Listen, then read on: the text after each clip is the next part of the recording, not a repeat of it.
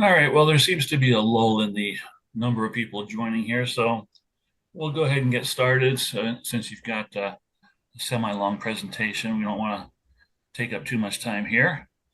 So I don't really have any announcements other than um, our competition later this month, which is on complementary colors. For those of you who have never looked at a color wheel, in the August newsletter, I had a bunch of information, tutorials, and links to YouTube videos and such about complementary colors.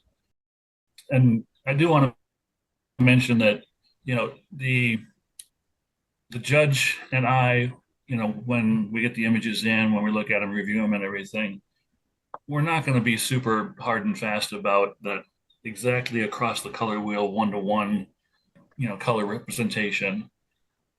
If it's off just a little bit, that's okay. But the tutorials, I think, will give you a better idea of using colors and talking about complementary colors and split complementary to help you to find a good image or go out and shoot something.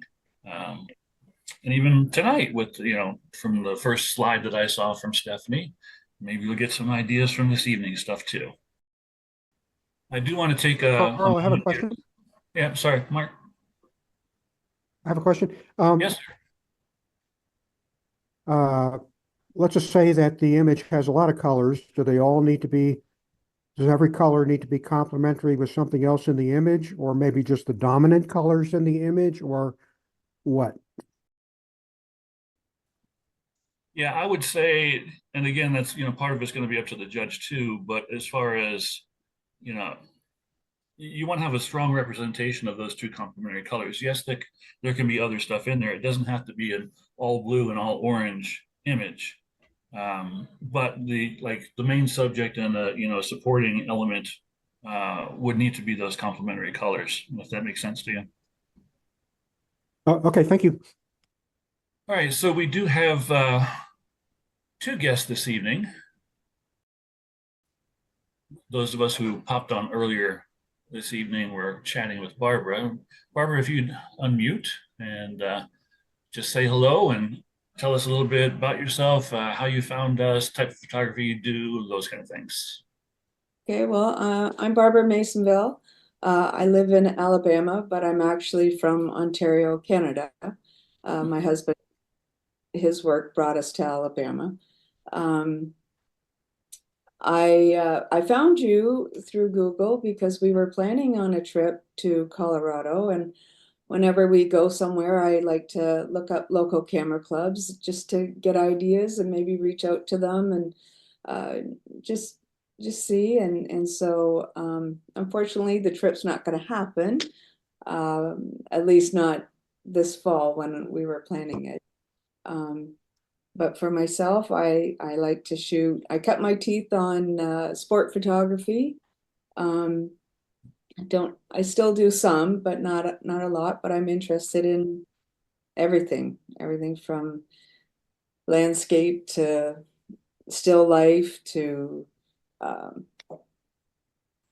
anything. It all interests me. So but that's about it, I guess. Okay.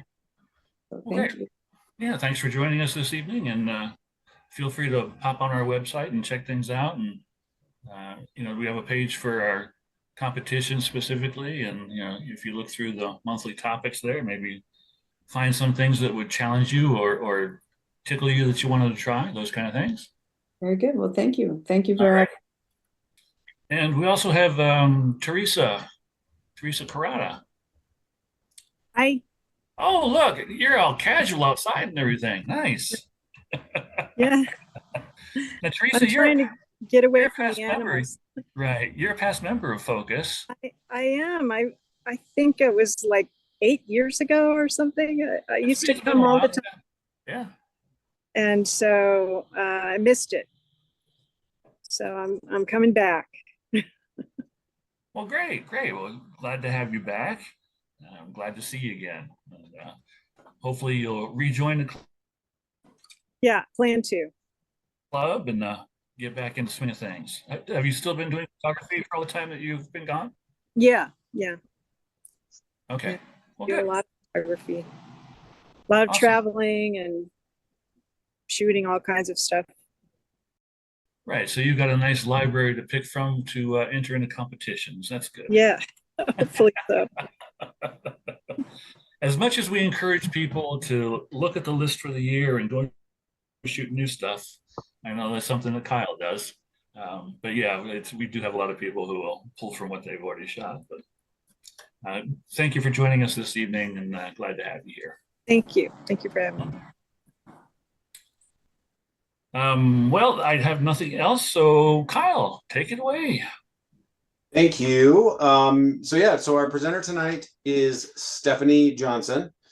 Stephanie does ICM photography and multiple exposure photography. ICM is intentional camera movement, which I have to admit I didn't even know was a thing. So I'm really excited for this. But basically, Stephanie is an artist who just happens to use a camera to create her work.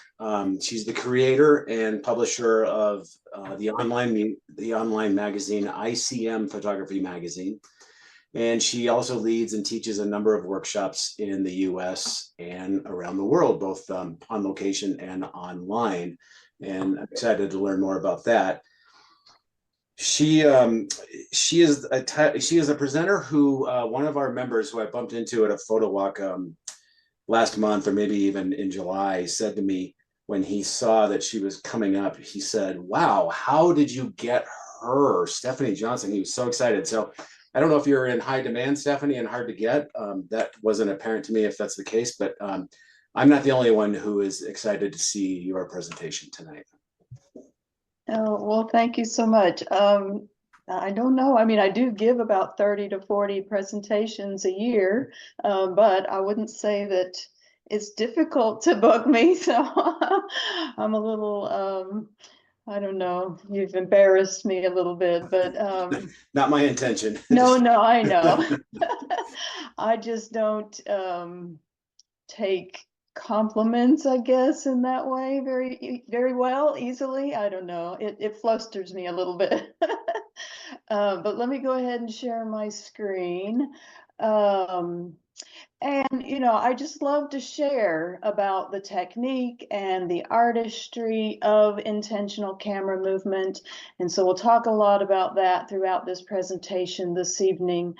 Also, if you have any questions along the way as we go through this presentation, please feel free to put the questions in the chat. I can keep an eye on the chat as I go through the presentation and try to answer those as we go along the way. But certainly we'll have some time at the end to answer questions as well.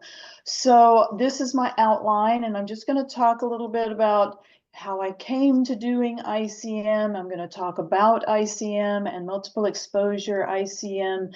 I will show some before and after examples, and then I also will talk about mobile ICMs, because that is a popular thing that's started to become more popular actually over the last couple of years. But I started out in photography basically as a traditional landscape photographer. Back in the 1990s, I got my first film SLR camera, and I really love to work in the landscape. I like to be out in nature, and I had always considered myself to be a landscape photographer over the years, but I was never able to really dedicate a lot of time to creative pursuits over the years. I kind of was only able to go about it sporadically due to family commitments and work commitments and things like that.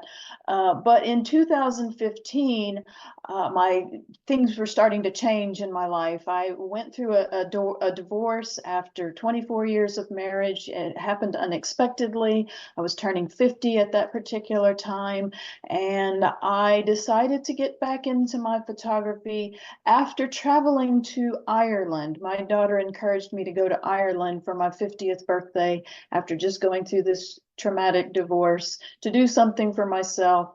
And that's where I fell in love with Ireland and I got back into my photography. So I started traveling to Ireland actually about every 2 to 3 months for the next 2.5 to 3 years. And I was going over mainly just to immerse myself in the landscapes there. But every time I'd come back to Iowa, which is where I live, I grew up in Texas, I was in the military, I've lived all over, but I've been in Iowa for the past 20 years. And every time I'd come back to Iowa, I would find it really difficult to get out into the landscape with my camera because it just didn't feel the same as Ireland. I wasn't inspired. I wasn't making a connection to my local landscape in the same kind of way. And in 2017, I started to see ICM for the first time, even though it's been around for ages. It's not a new thing. It's been around for a long time, even much longer than before I saw it in 2017. You know, Freeman Patterson, a Canadian photographer, Michael Orton, another Canadian photographer, have been doing ICM for 40 and 50 years. So it's not a new phenomenon. It's just becoming more and more popular, and people are starting to see it more often and recognizing it as a form of creative expression. So I started to take that idea of getting out into the landscape where I'm at and moving my camera to see it differently, to reimagine the local landscape around where I live and to try to make connections in that way. I grew up in an artistic home. My stepfather, who raised me, was a painter. I played musical instruments. I studied literature at college. And so abstract art wasn't really a stretch for me. And so ICM can be seen as a more abstract form of photography. It also can create impressionistic looking images as well. And so it wasn't really a stretch for me to see the landscape in a less than literal way. So it actually helped me connect more to my local environment. And I would say once I became fully devoted to ICM in early 2018, I didn't travel again for many, many years. I just went out and did the work locally, and I've shot over 250,000 frames of ICM since 2017. And I've connected with my local landscape. I know it intimately. Most of the work that I've done has been within I would say a 30 to 50 mile radius of where I live. And then, you know, I have started traveling again in the last couple of years. So I'm taking ICM out into the world. I'm teaching it, I'm traveling, and I'm only creating using ICM when I do travel. But I still have a very deep passion for just being able to get out into my local landscape now and create images of the same locations. I can go to the same locations over and over and over again and create something new and fresh and different and exciting every time I go out with my camera. So that's something that I feel is one of the beauties of ICM, is that you can really you know, go to these same locations and get something new each and every time that you go there. For me, I feel like ICM is more than just a technique. Certainly it is a technique, but for me, it's a creative process. It's a form of artistic expression. It's how I express myself.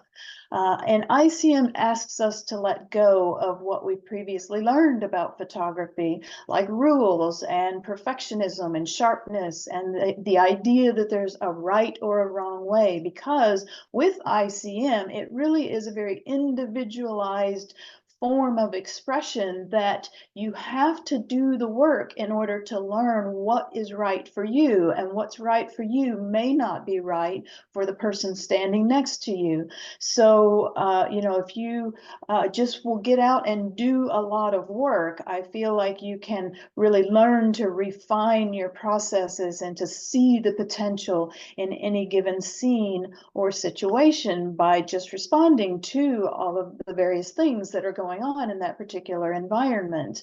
I never go out, I never limit myself to going out based on lighting conditions or time of day or weather or anything like that. If I feel like being creative, I go out with my camera and I find a way to work with my camera in whatever conditions are presented to me in that particular moment. So ICM is a very intentional process of using camera movement during the exposure of an image. It can also be moving the camera in between. So if you're doing multiple exposures, if you're moving the camera in between in a sort of high frame rate technique, that can also be considered ICM. And I will talk about that as we go through.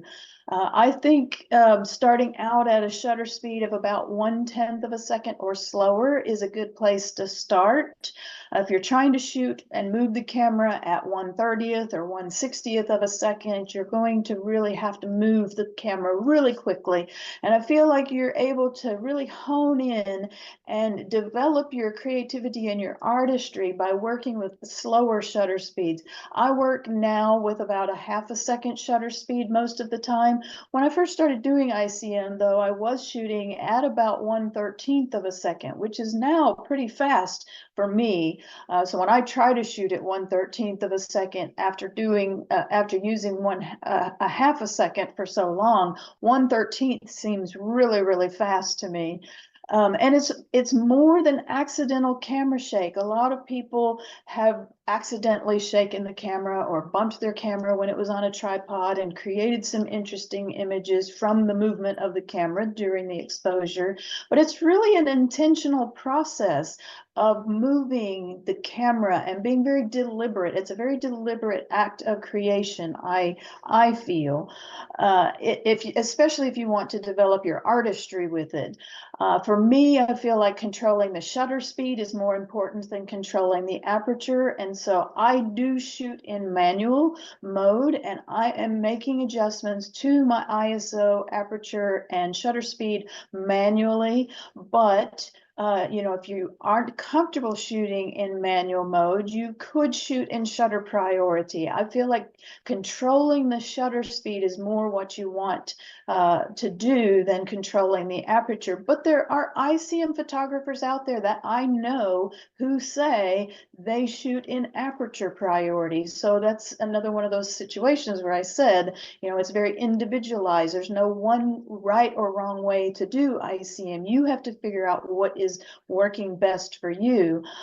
Experiment with different focal lengths. I like to shoot with a 70 to 200 millimeter lens, but I do work sometimes with a 24 to 105 lens. I got to know that I liked or I preferred the 70 to 200 after doing a lot of work, but I do still use the 24 to 105. You're just going to find that at the shorter focal lengths, like 24 millimeters, you're going to achieve the same effect, you might need to move the camera a lot more than you would if you were at 200 millimeters. So understanding how different focal lengths affects the results is really, really important. And then also different sizes and speeds of movements. Those are all going to be factors in the end result.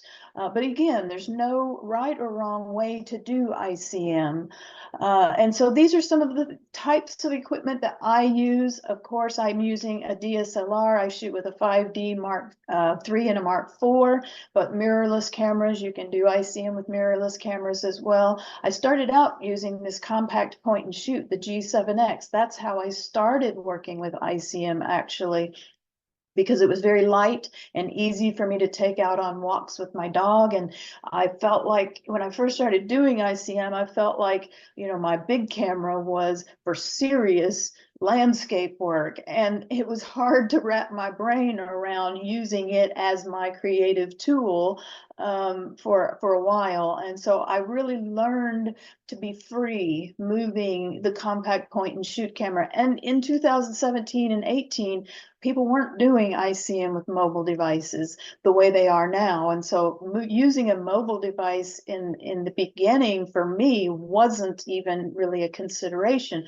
but it is something that I do more of now. And I do have an Android and an iPhone just so that I can do ICM with both types of devices. Again, my go-to lens is a 70 to 200 millimeter, but I also use a 24 to 105 millimeter lens. I personally do use a 3-stop ND filter. I have one of those on each of my lenses. I don't use variable filters, but you can use variable filters. You can use 6 stops, 10 stops, whatever you feel like you need. But I did ICM. The first 3 years I was doing ICM, I did not use ND filters at all. So I don't subscribe to this idea that you have to have ND filters to do ICM in the middle of the day, because I feel like I mentioned earlier, you can go out into any situation, and if you can just see the potential, see the possibilities, and find a way to work with whatever conditions are presented before you, you can work at any time of the day without an ND filter. I truly believe that. I did it for 3 years. It's just that, you know, that thing over here that's in the bright light that you want to shoot, you can't get a slow enough shutter speed, even going down to f32 on your aperture.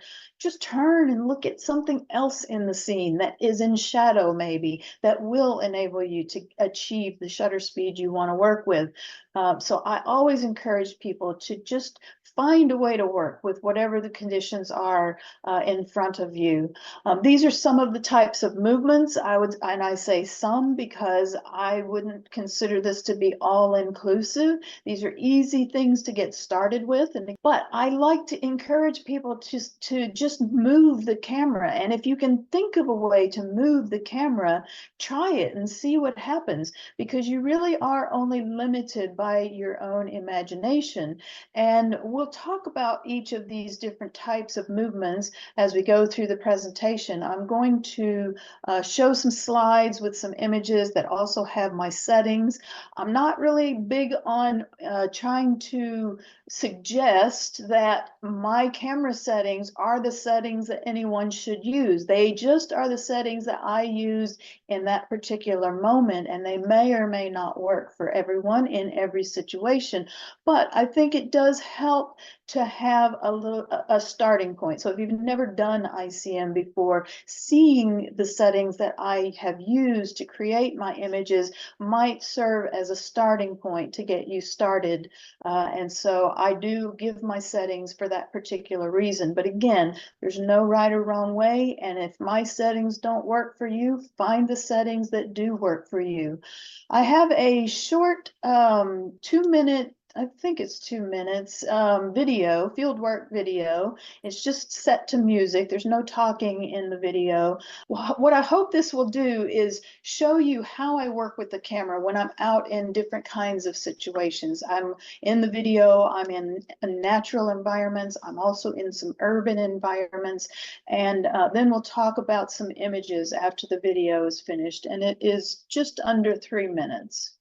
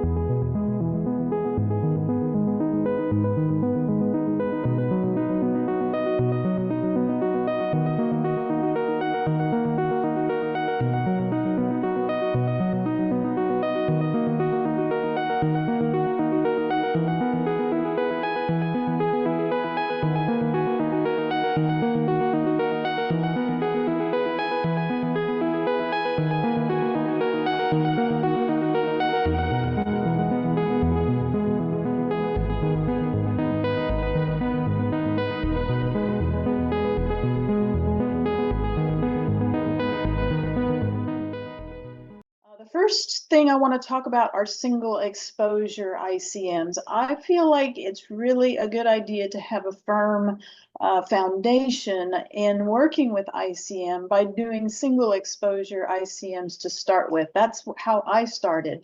I did only single exposure ICMs for probably 5 years. It was only in early 2022 that I started to do multiple exposure ICMs. So I was doing single exposures for quite a long time before I ever started to do multiple exposure ICMs. And I think a lot of people are coming to ICM now who've never done it before and wanting to get straight into doing multiple exposure ICMs, but they don't really have an idea of how the camera, what the effects are going to be, even just working with single exposures. So I feel like it's a really good practice to get out and play with the camera to do single exposures and really understand, what the different kinds of movements are going to do, how it works with your camera and your movements, your speed of movement and sizes of movements, and things like that. So, trees are a good subject to start with. If you've never done ICM, a lot of people start out doing that with trees, and the instinct might be, because trees are vertical and linear, that you would want to move with the trees in the same line with the trees, but you don't have to do that. There are no rules, so you don't have to follow any strict limited procedures with any of this. If you want to do horizontal movement with trees, certainly you can do that. It's going to give you a much different effect. And this image here in the bottom right is a horizontal wavy movement. And you can see the difference that of the effects that are created in that compared to doing a very fast, straight vertical movement, or even a wavy S-curve motion like you saw in the video. A shaking kind of motion like this is going to give you a more impressionistic look and feel, similar to the image in the top right corner. And then just a diagonal movement will give you a different kind of effect. And you can zoom the lens as well. That's another way that you can work with trees or any subject, really. And so I'm just going to run through some slides that have some different images and then the settings. And these two images were early on when I was working with the G7X. And this image on the left, the trees, it's just a vertical movement going from top to bottom, which is what I like to do. I like to start at the top and go down generally, but I do play around with starting at the bottom and going up. I just like to control what's at the top of the frame. And so if you start at the bottom and go up, sometimes you might get more light leaks coming through from the leaves, the canopy of the trees. And I oftentimes am trying to eliminate those light leaks. I don't want those. So starting at the top and framing it so that my camera is below the canopy of the trees and going down helps me to control whether or not I get those light leaks. In this image on the right here, there are some light leaks coming through, but the lines are smooth enough that I don't mind those. Sometimes if you're not moving the camera fast enough, you might get really jagged lines where the light is leaking through the tree, the leaves. And for me, I don't like that jaggedness of those lines. I'm more interested with my work in trying to get smoother or linear lines with the work that I do. The images here, one is and a little image on the right is again with that G7X. And that was really late blue hour, obviously, working with limited light. So I'm out in the snow, I'm out in the middle of the winter, I'm out low light, high light in the middle of the afternoon. I go out whenever I feel like I want to be out with my camera. And I'm, things that catch my attention, like in this particular image on the left, it was the way that the light was hitting some ivy growing on the side of this tree, and how it felt like that light was making that ivy illuminated or fluorescent. So a lot of times it's whatever catches my attention, that's what I stop and start to play with. These two images are both using that wavy motion, vertical wavy motion, but the image on the left is a looser S-curve sort of motion, and the image on the right is a very fast S-curve motion, tight and fast. And so you can see the two different kinds of effects. Looser, slower gives you wider lines. Faster, tighter gives you tighter lines. So again, understanding how size and speed of movement affects the end result is always really, really important. Again, these are some different movements with sunrises or sunsets. I generally shoot sunsets because I don't get up early enough to go out for sunrise unless I'm doing a workshop or I'm traveling. But I would say all of these, except for this image in the bottom in the middle, all of these are local to me, and they're all sunsets. The one here in the middle at the bottom, upward sweeping movement, that is a sunrise image, and that was in New Zealand. But, you know, just playing with the light. I love to play with the light. And so for me, when I go out to do my sunset images, I'm always looking for light, the way the light is falling. If there's you know, if there's haze in the sky, it's going to help to create some maybe some different colors than it would if it was a clear sky. And so conditions, that's another reason why you can go to the same locations over and over and over again, because every day the conditions are going to be different. And so even though you might go to the same spot every single day for a week, every day for a week, that sunset is going to be completely different, different colors in the sky, different atmospheric conditions. And I do love to work with the light, just with the sun, just before it's gone completely below the horizon. So oftentimes I'm shooting directly at the sun, and you know, and so I'm having to underexpose in a lot of cases, and then bringing up the exposure, especially in some of the shadow areas in post-processing. And with ICM, I think it's okay to do that, to underexpose. I know that there are some photographers out there who are strictly devoted to ICM who say they always shoot for the highlights. They always overexpose, if anything. They try to get it perfect, or they overexpose. I don't try to get it perfect or anything like that. I want to shoot, I want to capture the light. And so if I have to underexpose, I'm okay with that. And then bringing up the shadows, you know, here I probably would have brought up some of these shadows, and there's not a lot of noise. And with the programs that are out there these days, you can, you know, eliminate noise. I don't do that myself, but and sometimes noise can give you a little bit of a textural element anyway. So I think with ICM, worrying about noise or things that are grain or anything like that by underexposing is not as you know, an issue as it would be if you were shooting traditional landscapes, I would say. And again, here, just this one actually is a sunrise. This was in Cornwall last November, and I'll be back in Cornwall in January, and I look forward to that. So beautiful sunrises there when you do get the sun in Cornwall, because it's not always a guarantee that you will get sun.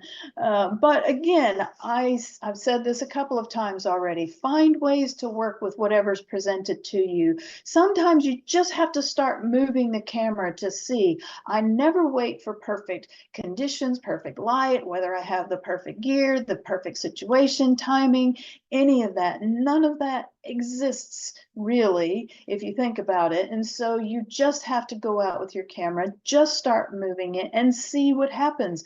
I don't pre-visualize when I go out. I don't go out with an idea that I'm going to go to this spot and create this image, I just go and start playing and having fun and experimenting. And it's in the doing of that work that things reveal themselves to me on the back of my camera. You know, if I went out with a preconceived idea and I got to a scene and the light wasn't right or whatever the case might be, and I didn't take a shot, I've just missed an opportunity to create something, because you can always create something no matter what, but you won't create anything if you don't just start moving the camera. So I like to always encourage people to just start moving the camera, see what happens. And then sometimes when you start to move the camera and you start to see what's happening and what's being revealed and what's coming through on the LCD screen, then you sometimes get ideas. Okay, well, what if I do this? This is happening and I'm doing this thing. What if I do something different? What if I change my settings? What if I change my movement? And so with ICM, it really is all about having this spirit of curiosity and play and thinking, what if? What if I do this? What if I do that? And so this here is just a wavy motion following the rapids of a river to create that kind of wavy movement that you see in that particular image. These are tall grasses. They're about 16 to 18 feet tall, and these are both holding the camera vertically oriented and just kind of a roll. So moving horizontally, but just a bit of a roll like this. So just twisting the camera, and that helps to create that rotation or that circular movement that you see across these images. These are the same grasses, just at different times of year. Again, that idea of going to the same locations over and over and over again, because the conditions are going to be different. Colors are completely different later in the year than they are earlier in the year. These are grasses, just short grasses. So the image on the left is grasses hanging over the side of a lake, on the bank of a lake. And what drew my attention to that particular scene was the way the light was hitting the grasses and that very dark, murky water behind it. I loved the contrast between those highlights and those dark, murky tones of the water. So oftentimes the thing that catches my attention is the highlights or contrast between highlights and shadows and things like that. Just some short grasses in the snow in the wintertime. And in the wintertime here, the skies are really quite white or gray oftentimes. And so, but there's still color. A lot of people will say, well, you know, especially in the Midwest and upper Midwest in the wintertime, you know, they won't go out in the wintertime because they say there's no color, but there's color. There's always going to be a little bit of color. And if you go out on a sunny day, you've got a blue sky that will complement that as well. And so there's always some color to be found. And then ICM, just by virtue of moving the camera is blending whatever's there in the scene anyway. And sometimes it creates color that you didn't necessarily see with your own, you know, with your physical eyes. And so again, just don't limit yourself thinking that you can't do something or you can't create. Just get out and try it and start moving and seeing what happens. These two images, same scene of wildflowers, just two different types of movements. So the image on the left is a looser circular shaking motion, and the image on the right is a very tight shaking motion, something like this. So the tighter shaking motion, it gives you more of an impressionistic look and feel. Looser shaking motion gives you more recognizability of the subject. You see that those are a field of wildflowers. So it's both impressionistic to an extent, but giving, you know, more representation with a looser motion than with a very tight shaking motion. And, you know, there's nothing saying one is right or wrong, or one is better or worse than the other. It's really up to you what you prefer. I like them both. So, you know, you have to decide and learn for yourself what is resonating for you with the images that you create.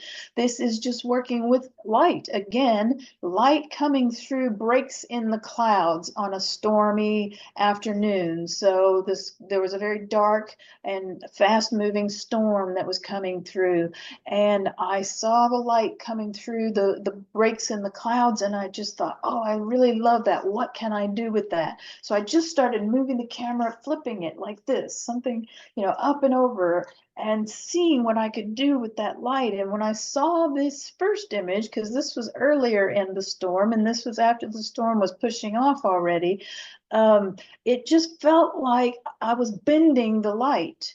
It felt like I was bending the light, and that was really, really exciting. And so I find that it can be really exciting to see what's happening on the back of the camera as you're working, which is one of the reasons why in the video you see that I do hold the camera out in front of me and move. I don't use my viewfinder. You can use your viewfinder, and I know a lot of people who do use the viewfinder when they're doing ICM. But you saw in the video, I'm moving like this. You know, I'm moving very fast and broad sweeping motions. And in the case of those other images with the light, if I was doing this, I couldn't really do that if I was doing it through the viewfinder. So I find there is a lot of freedom in holding the camera out in front of me and being free to just move in any direction I want to move. If I've got that camera up to my eye and I'm looking through that viewfinder, I'm going to be limiting myself. But again, you know, not everybody wants to move in wild, crazy ways like I do. So it's really up to you to make that decision for yourself. This is an example of hold the camera still for a portion of the shutter speed and then moving it in a wavy direction, moving it in a wavy motion off in one direction or the other. And so holding it still for a part of that shutter speed ensures that there's some recognizability of that flower. You see the petals, you see the outline, you see the literal lines of the flower. But then when you start to move off in that wavy motion, it creates these trails of light that feel like the flower is just floating in air. These images here are examples of zooming while moving the camera. So yes, you can do zooming, and you can do all of this on a tripod too if you want to, but there's a lot of limitation to being on a tripod as opposed to hand holding. So I don't use a tripod. I do all of my work handheld. This image at the bottom here, that was on a tripod. This is probably one of my very, very first ICMs, and some people don't consider zooming as being ICM, but I say if you're moving something, some part of the camera, then it's ICM. And so this is a very slow zoom over, I think, like 5 or 10 seconds. But you see that you get on a tripod and a very controlled zoom, you get those very straight linear lines that come very pronounced into a very central focal point. Whereas if you're hand holding and you're waving the camera and zooming at the same time, you get these whimsical lines that are just dancing across the image. And so that these two images at the top are that sort of thing where I'm moving the camera and zooming at the same time. Just autumn color on the leaves here in Iowa. Another example here of, I think the wildflowers I showed were same subject, two different movements, creating two different effects. So that's the situation here where you've got this building. This is on the University of Iowa campus, and the image on the left is just a shaking motion, kind of a loose shaking motion. So you still see some of the building, you get some recognizability of it. The image on the right is just a very fast fast sweeping motion, and that just renders everything a blur, and it becomes more about the layers of lines and the layers of color than it does about the building. But it is the same exact subject, just two different movements giving you completely different effects. And then these are some urban images in Chicago, just using shaking motions or some circular motions and some zooming to create these different kinds of effects. So I do like to work in natural environments, but I do also love to go to Chicago and play around with ICM in the urban environment. And when I travel, I do a lot of urban ICMs as well. These are, this next section is going to be on multiple exposure ICMs. And so I feel like once you get your head wrapped around doing single exposures and you really you understand how movement affects, the end result, then you can move to multiple exposures. But you can start with multiple exposures. Lots of people probably do anyway. I just feel like you'll have a better understanding if you start with the single exposure ICMs. So when I say multiple exposure ICMs, what I mean is I'm moving the camera for all of the exposures. When I'm talking about multiple exposure ICMs, I'm not meaning that I'm taking a straight shot and then the next shot is one where I've moved the camera. I have been doing more of that kind of work over the past few months, but early on, when I was working with multiple exposure ICMs, I was very intentionally doing it so that I was moving the camera for all of the exposures in the multiple exposure sequence.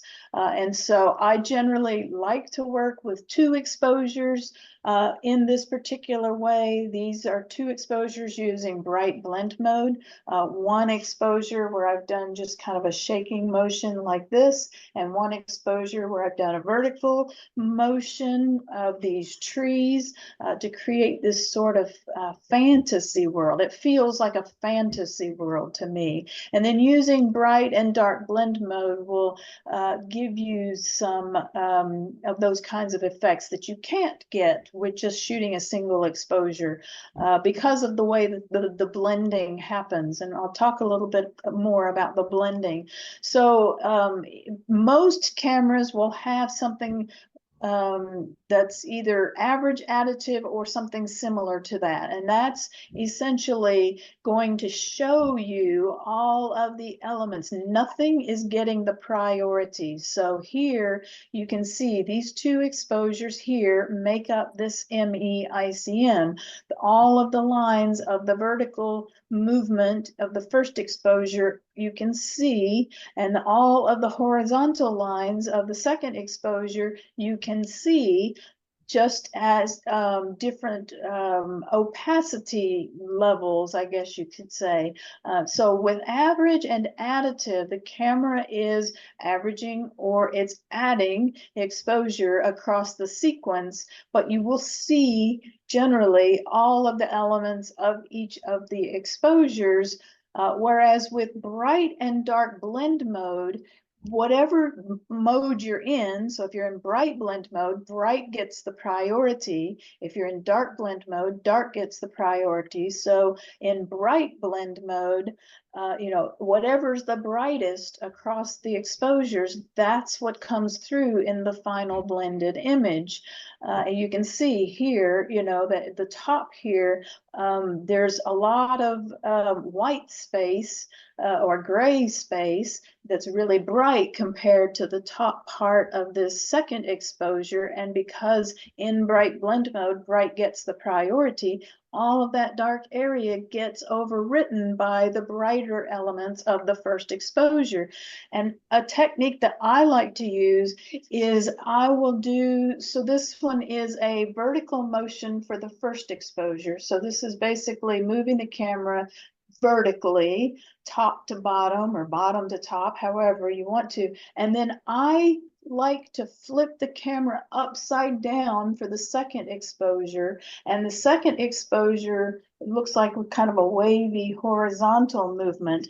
And the turning the camera upside down has helped to create this effect because the bright part of the sky, because in the upside down image, the sky is now on the bottom and the structure is on the top. And in bright blend mode, the sky is going to come through. So it kind of gives you this ethereal feeling that this structure, it's a tin mine in Cornwall, actually. It just feels like it's kind of floating on clouds. So that's a technique that I like to use a lot. This is dark blend mode. So in dark blend mode, whatever's darkest is what's going to get the priority. And, you know, you can see here that because like in this top right corner of the second image, all of that is darker than the top right corner of the first exposure. You don't see any of those lines in that corner because dark gets the priority. So that's what comes through. And then when you, where you have some things like this, those values are starting to get a little bit closer together. So they start to blend in really interesting ways. And so that's how you get these really intriguing effects working with the bright and dark blend mode, especially when you're moving the camera for each of the exposures. If you were doing straight multiple exposures in dark blend mode or bright blend mode, you wouldn't get nearly the same kind of effect as you get. And so that's what's really magical for me. You know, when I was taking this particular image, the image on in the middle row here, and I saw that, I just thought, oh my goodness, that looks like a scene out of Avatar or something. You know, it was just really magical. And that's why I like to do a lot of this work in the camera. I do most of my work in the camera. I've started to play with layering and doing some blending in Photoshop, but everything I'm showing you here tonight in this presentation has been done in the camera. I'm not showing you anything that I've blended or created in Photoshop. Certainly, if your camera doesn't have that ability to do it in the camera, not all cameras have that function. You know, I think Sony's don't have Sony's don't have multiple exposure capability at all, I don't think. And then some cameras only have average or additive. They don't have the bright and dark blend mode. So depending on the camera that you have, you may or may not be able to do this in the camera. You might have to do the blending in Photoshop. I'm going to run through a couple of different types, and then we can take a break here shortly. What I like to call type 1 are the ME ICM sequences. These are where I'm very deliberately crafting and building these images. And generally, I'm working with 2 or 3 exposures. I don't usually go more than that, but you know, you can go more than that if your camera will allow it. My camera will go up to 9 exposures. But in the type 1, I like to really be very intentional and deliberate about how I craft my images. When I'm working with this type 2, which I call the high frame rate or rapid fire multiple exposure ICMs, it's a little less deliberate. I'm still being deliberate in the way that I'm, you know, in my intention and my process, but I'm allowing myself more freedom. So for instance, this image here was probably 9 exposures, and I'm probably doing something like this: click, click, click, click, click, click, click, click, click, click, click. I'm moving the camera and clicking, so I'm using a fairly faster shutter speed, probably faster than a half a second, maybe a 10th or a 15th of a second shutter speed, but it's moving the camera through this sequence of up, you know, 5 to 9, however many images you want to use in this particular type of multiple exposure ICM. Can you try different blending modes for a single ME? No, unfortunately, once you start an ME sequence, sequence. I don't know of any camera that will allow you to change the blending mode in the middle of a sequence. So you can, in some cases, like in the Canon, I have the option to be able to do, say, a bright blend mode sequence. So I might do a 2 exposure ME ICM sequence in bright blend mode. And then I have the option to select image for multiple exposure on my camera. So what I can do is I can then go in and select that bright blend mode image that I just created, multiple exposure ICM that I just created as the base image, and then I can change the blending mode to dark blend mode, and I can lay down another set of exposures in dark blend mode on top of that bright blend mode. So that's the way you would work around it to change the blending mode in between. As far as I know, there are no cameras that actually let you change it once you start a sequence. So just a few examples here of this type 1, the multiple exposure ICM sequence, where I'm very intentionally crafting these images. And in a lot of cases, I'm flipping the camera upside down for the second exposure. So in this particular case, I would have turned the camera upside down to bring the sky into the top and the bottom of the frame. And then because on my camera, I can see an overlay of the first exposure. So once I take an exposure, I can see it, a hint of it, on my screen, and I can then line it up so that I'm ensuring that I get some dark area overlapping, because if I don't overlap something that's dark within the, when I'm taking the second shot, then it's all going to be bright if I'm in bright blend mode. So, I will stand in a spot and shoot dozens of multiple exposure sequences to try to get different kinds of effects in the moving of the camera and the flipping it upside down and aligning things between the exposures.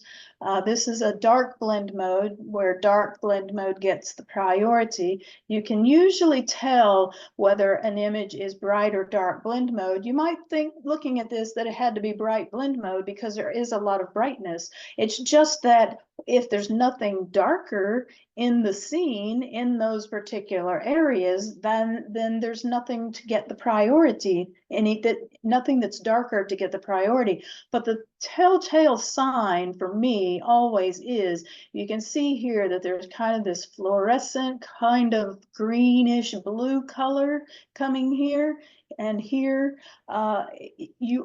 When you're shooting in dark blend mode, oftentimes that will be the telltale sign, this fluorescent blues and greens that you get, because that kind of color doesn't happen in bright blend mode. When you're shooting in bright blend mode, oftentimes those colors that are created in the blending process are more pinks and magentas and bright blues instead of those kind of darker, muddier greens and blues. So you can oftentimes look at an image and tell whether it was bright or dark blend mode. But then also you can see here that this patch up here is brighter than this orange that's underneath it. And so because I'm in bright blend mode, that's what got the priority. So looking to see, what's overlapping. This is a darker part here over the top of a brighter part. So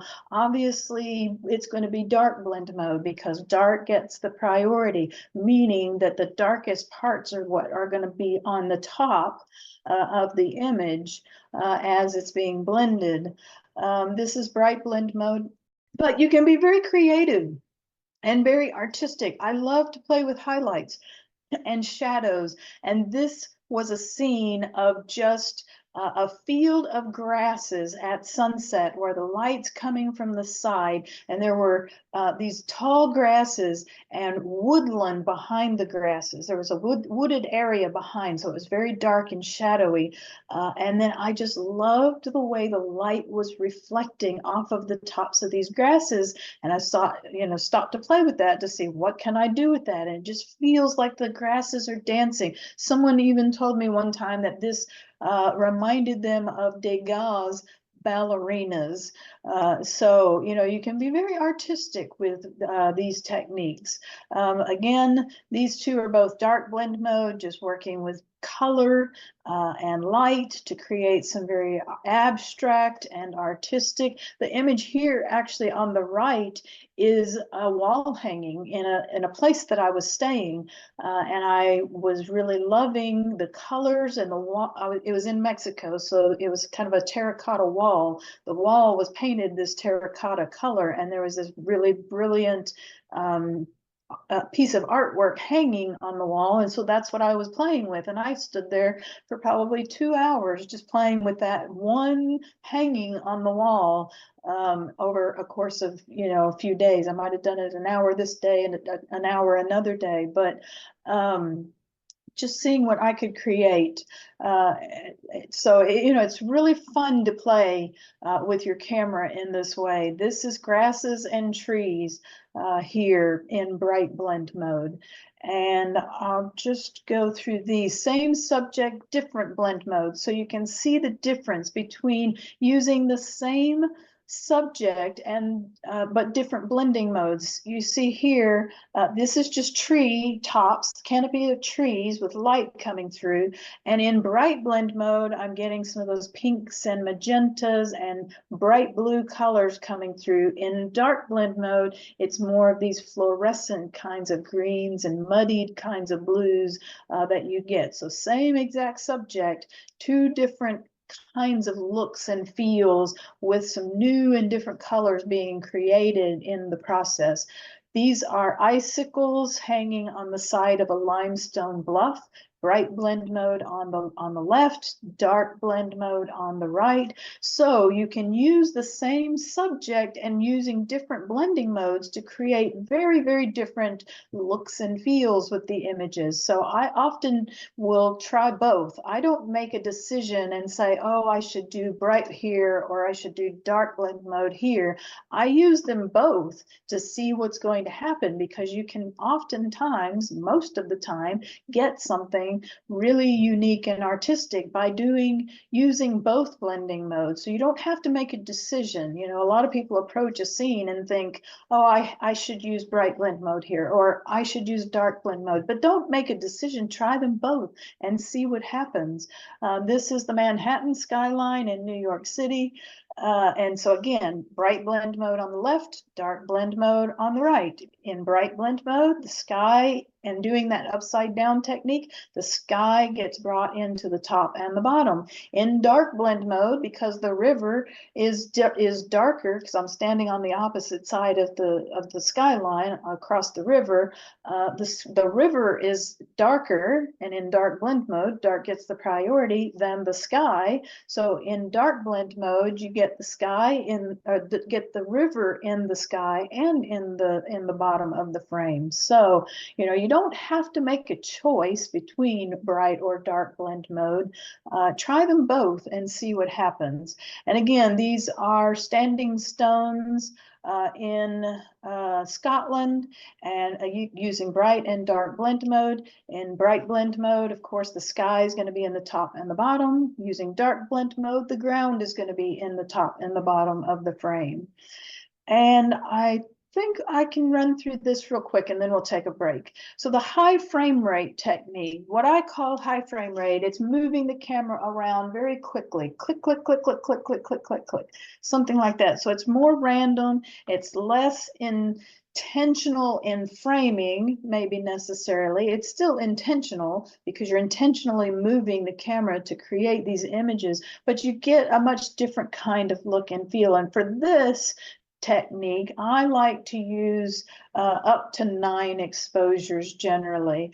And I oftentimes do like to shoot in average blend mode rather than bright or dark. So this is average blend mode. You still can see all of the elements, whereas, you know, if you were in bright or dark blend mode, some things are going to be overwritten by the brightest or the darkest parts of the scene. But in average blend mode, you get a lot of the vibrancy and energy and the hustle and bustle. So I like using this technique to show that, especially in urban environments. This is the Brooklyn Bridge. This one here on the left is in Chicago. And again, just giving you that hustle and bustle kind of look and feel to the scene. But this is using that high frame rate with bright blend mode. And because I'm in bright blend mode, the brightest parts of the scene are what get the priority. You can see the difference. There's a very distinct difference in the look and feel of this using bright blend mode compared to average blend mode. So, you know, not to say that one is right or wrong or better or worse than the other. This is the same, you know, scene here, Manhattan skyline, but this time in dark blend mode. So you get different looks and feels. You can be very artistic and creative. This is bright blend mode, very big sky in Santa Fe, New Mexico. And again, in bright blend mode, you get those pinks and magentas and purples that come through, as opposed to, in the highlights especially, as opposed to those kind of more muddied blues and greens that you get with dark blend mode.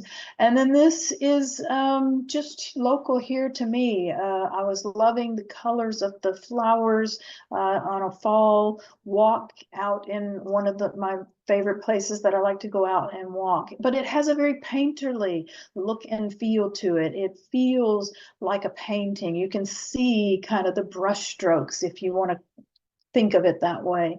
So I really love this technique, especially because it makes me feel like I'm creating paintings with my camera. So that's a good place for us to stop to take a break, because I'll be moving into mobile ICMs after this. But I'm happy to answer any questions if anyone has questions. All right, this is Carl. I'll just say that we'll take this 5-minute break. So everybody, if you need to get up and you know, get a glass of water, go have a smoke, whatever you want to do, now's the time to do it. And if anybody has questions, Stephanie, you're going to stay here and be available for those 5 minutes? Yep. Yep. Awesome. Appreciate it. Stephanie, Yes. hi. An Icon shooter and an Olympus shooter for 40 plus years. I never even heard of these modes in the camera. It'll be curious for me to experiment. I do know that they exist in my post-processing software. I see blending, all kinds of blending modes. There's a dozen or more. Yeah, you get a whole lot more blending modes in Photoshop than you do in the camera. And the Olympus actually is one of the cameras that's more limited on the options that you have available. I think in the Olympus, you might only have something like additive or average. I don't think you'll have bright or dark blend mode ability or capability with an Olympus. Yeah, well, I'll be curious to see if I can create a rough equivalent, you know, putting the effectively 2 layers in my Photoshop palette, and then just experimenting. I mean, it's easy to change the blend mode. It's very quick. Yeah, definitely. Anyway, there's a lot of very beautiful images there, really inspiring. And one of the last ones, I think one of your Manhattan skylines still had the Twin Towers in it, and of course, today's September 11th, so well, it is, yeah. it shook me up a little bit. No, actually, I was in New York just last year, so it looks like Twin Towers. Yeah, because of the multiple exposure, the way that I created it, but it's the new whatever that building actually is. So it's just an effect of the moving the camera in between the exposures. Yeah.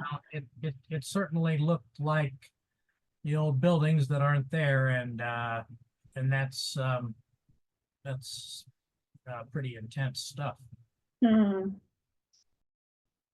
Well, thank you.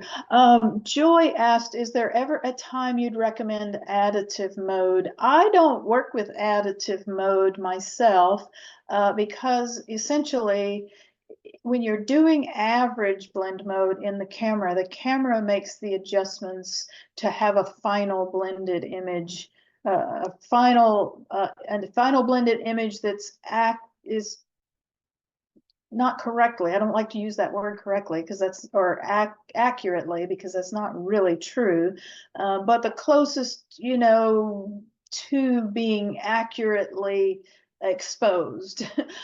With additive, you have to actually change your settings to be sure that you're compensating for the exposure. So with additive or with average blend mode, you don't really need to change your settings in between the exposures. You can just take your 9 exposures or however many you have, and the camera will make those adjustments.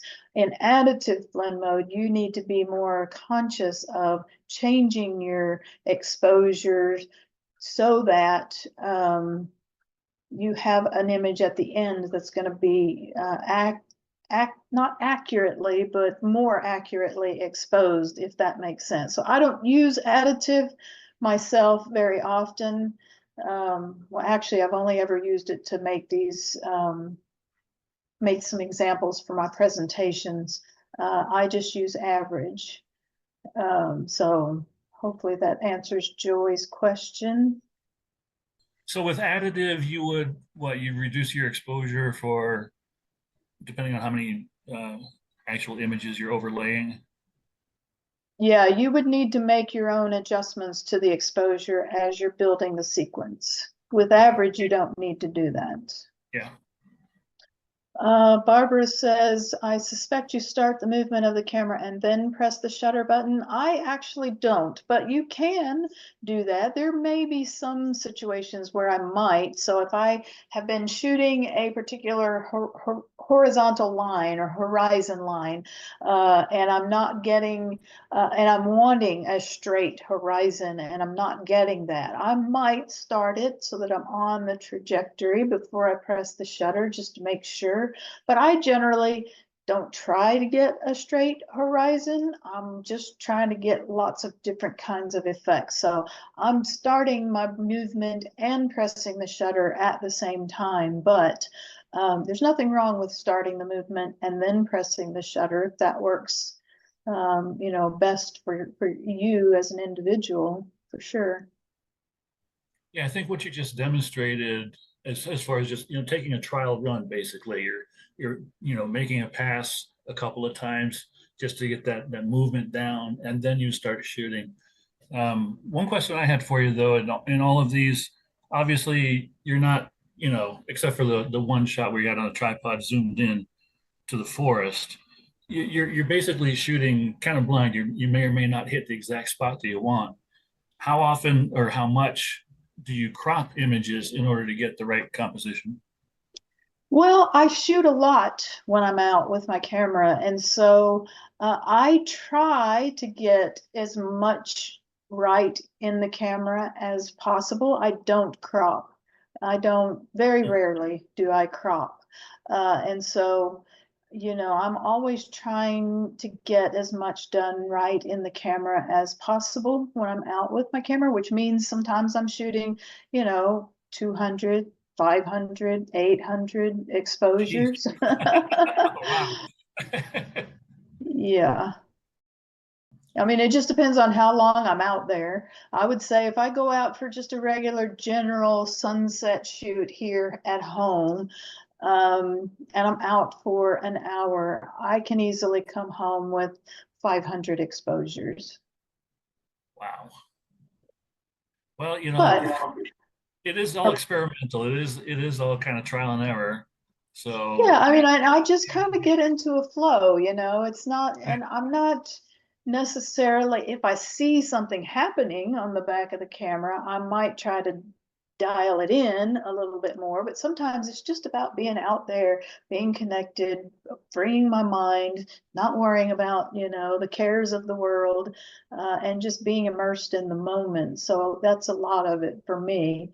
And I'm very process driven, not results driven. So if I go out and I shoot 500 exposures and I come back and I don't have one that I even like to share or post, I'm okay with that. And because I got out and I was creative, and that was the important part of it for me. But yeah, it's, you know, I'm very process driven. And oh, sometimes I don't even look at my images. So if I just feel like I need to go out and be creative with my camera, I'll go out and shoot, say, 500 exposures, and I might not even look at them for a week or download them even for a week. It might take me a week or two before I ever even get them off of my camera. So it's not necessarily always about a result for me. It's about the process. I think that's a great mindset to have. You hear that, folks? Go out there and just create. Exactly. Yes. All right. If we don't have any more questions, if we want to keep on rocking here and start learning about One what other Android question, apps. Oh, okay. Stephanie. Yes. You said you use the three stop neutral density filter most of the time. I'm assuming that this half second that you're showing as one of your more common settings is then roughly the equivalent of I don't know, an eighth of a second or a 15th of a second, and then you put the three stop filter on, and voila, you're at half a second. I suppose you could look at it that way, but I don't think in those terms. I just want to be able to shoot anytime during the day, and a three stop will enable me to do that even if I'm shooting at f32 most of the time. So for me, and I actually, you know, just try to work with whatever the conditions are at that particular moment. So I don't even take my filter off when I'm shooting at nighttime, because I sometimes shoot the moon, and or you know, at the blue hour, so it's already really dark, and I generally leave that filter on all the time. And I do also feel like it helps to enhance the colors. So the filter helps enhance the colors a little bit. So I'm not all that technically minded about, you know, whether or not half a second with a three stop means I could shoot at an eighth of a second without a filter. I don't think in that way. I just know that it helps me get some nice colors, and I can shoot with it pretty much any time during the day or night with it on. So when I'm working with single exposures, I'm always generally shooting at 100, ISO 100, and I can shoot almost any time of the day and night with a three stop filter on and be okay with that. I have started experimenting more with doing some straight multiple exposures in combination with ICM images as multiple exposure sequences, and that has caused me to start to bump up my ISO a lot more, because I need to be able to have a faster shutter speed to get the straight shots. And if I'm in a wooded area, I'm going to need a much higher ISO than 100 to be able to shoot, you know, at a faster shutter speed. So but yeah, I mean, when I'm doing my single exposures generally, and when I'm doing multiple exposure ICMs also, I'm generally always at ISO 100, unless I'm starting to get towards the blue hour and later, and then I might bump up the ISO to 1600 or even 3200. But I've never had a problem with too much noise, really, in my images. Last question. Many of these newer cameras have, 5, 6, 7, 8 stops of compensation for the exact type of movements that in many cases you're using. Sometimes it's built into the camera body, sometimes it's built into the lenses. These new lenses can have 3 or 4 stops. I mean, you see people now hand holding longer focal lengths quite commonly at a second or 2 seconds or 3 seconds. So on the lens, there's always a way to turn that off. I haven't checked if I can turn it off in the camera body. Have you run into that, or is your equipment not trying to compensate, not knowing that you're purposefully moving something, and it has the capability of protecting you up to 5 stops, and it's exactly what you don't want? Well, I keep my image stabilization on my lens turned off generally, but I don't have in-body image stabilization, so I don't have to worry about that as far as the camera is concerned.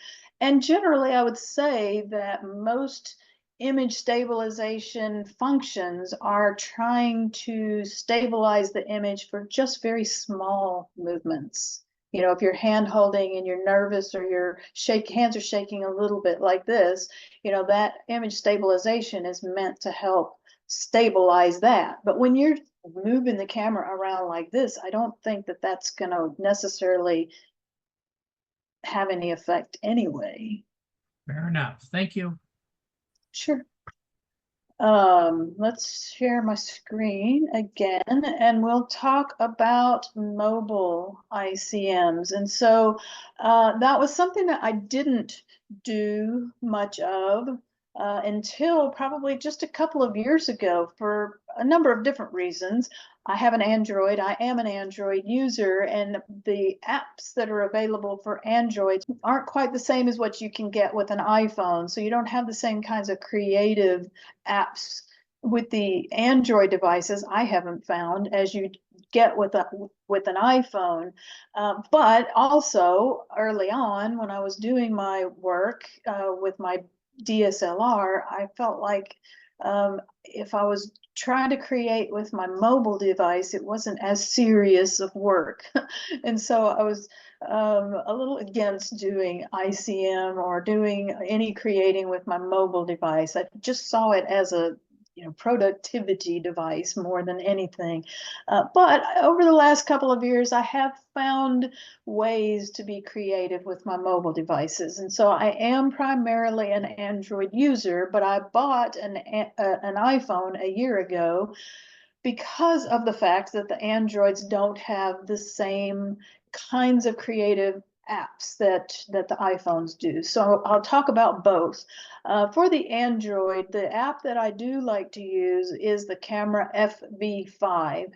And I have also in the last year, well, probably only about the last 6 or 8 months, learned of this Expert RAW function in the Android cameras, which can also enable you to do multiple exposure and ICM, and you can control the shutter speed to do that. And it has bright and dark blend mode, just like you would get with your DSLR or your mirrorless. The Camera FV5 is pretty much just you set the shutter speed and you start moving the camera and you get what you get. So it's not, you don't have a lot of ability to really control things in the same way you would with like the Expert RAW app or with your big camera. And so in the Camera FV5, you would need to go into this synthetic exposure, which is what enables you to get those longer shutter speeds. If you're just trying to go into the regular photo part of the app, it'll only go down to 1/6 of a second. And so I like to generally shoot, and especially with my mobile devices, I do find I shoot at a longer shutter speed on my mobile devices than I do on my DSLR. I like on my DSLR to shoot around a half a second, but on my mobile devices, I'm often shooting upwards of about 1 second.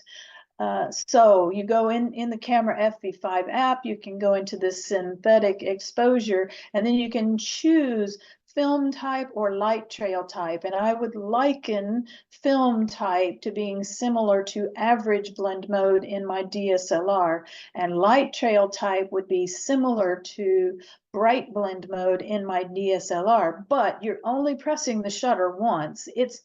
And the difference with the mobile devices anyway is that the camera isn't staying open. The lens isn't staying open the full 1 second like it would on a DSLR or a mirrorless camera. On the mobile devices, the camera is actually rapidly firing off multiple times for whatever the length of your shutter speed is set to. So it looks and feels like a multiple exposure image because essentially it has fired off multiple times across whatever the shutter speed is. So, you know, it's not quite as smooth. The lines aren't quite as smooth as you get with a DSLR or a mirrorless camera.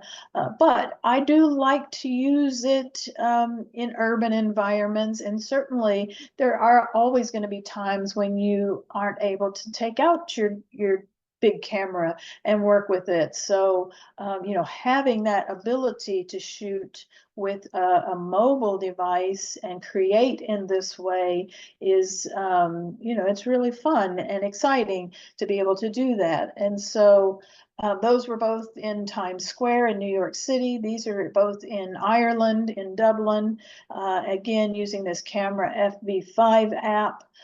In this particular image on the left, when I've edited it, I've brought down the clarity quite a bit to soften the edges a little bit.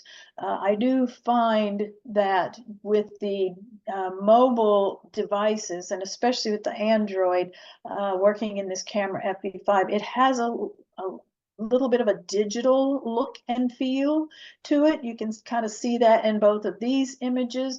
But if I were to bring the clarity way down to like -100, it would soften that up a little bit and make it less graphical or digital in its look and feel.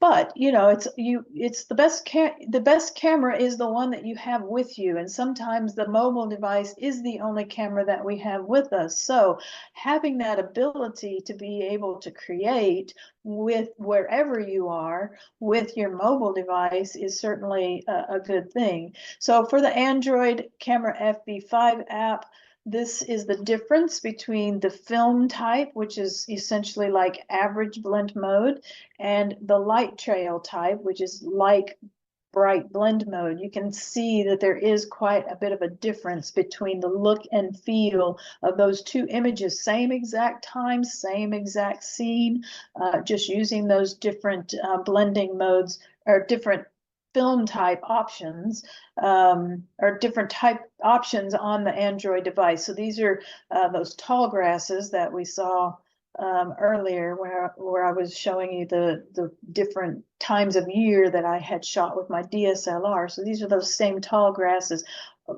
Film type on the left side, light trail type on the right side. And because light trail essentially means that it's the brightest things that are getting the priority, that's why you get you know, those bright highlights coming through.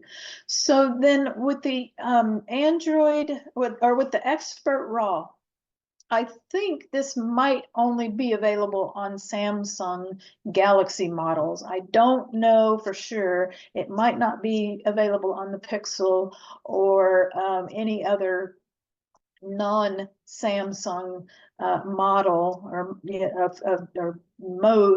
model or make, sorry, of Android device. But I have learned about this, and it works similarly Okay, Ben says it is just for Samsungs. It kind of works similarly to the DSLR. So you still get that option to do additive, average, bright, and dark blend mode, and you can go between 2 and 9 exposures. So I have found that I like it better doing straight multiple exposures than I do doing ICM multiple exposure.